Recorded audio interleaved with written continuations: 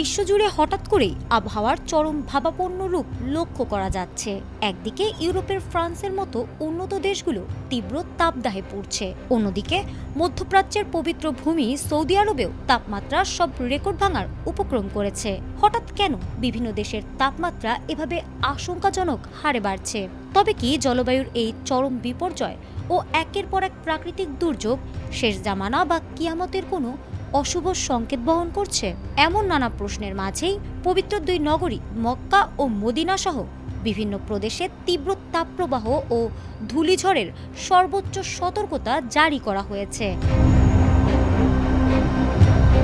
Saudi আরবের national centre of মেটেরিওলজি এক বুলেটিনে জানিয়েছে, দেশের একটি বড় অংশে আবহাওয়া পরিস্থিতি ভয়ঙ্কর রূপ নিতে পারে।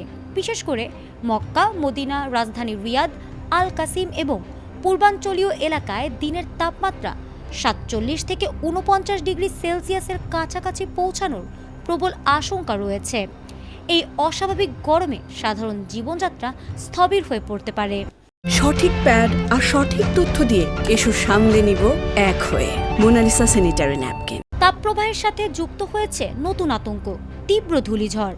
আবহাওয়া অফিস সতর্ক করেছে যে মক্কা, মদিনা, আল জাউফ ও হাইল এলাকায় বালুবাহী প্রবল বাতাস বয়ে যেতে পারে। এই ধূলিঝড়ের কারণে অনেক স্থানে দৃষ্টিসীমা শূন্যের কাছাকাছি নেমে আসতে পারে, যা সড়ক যোগাযোগকে চরম ঝুঁকিপূর্ণ করে তুলবে। এর মধ্যেই মক্কার দক্ষিণাঞ্চলীয় পার্বত্য এলাকায় দমকা হাওয়া সহ বজ্রবৃষ্টির সম্ভাবনাও রয়েছে। এমন পরিস্থিতিতে সৌদির স্বাস্থ্য মন্ত্রণালয় নাগরিকদের বিশেষ নির্দেশনা দিয়েছে, তীব্র দাবদাহের সময় প্রয়োজন ছাড়া দুপুরের দিকে বাইরে বের না হতে বলা হয়েছে।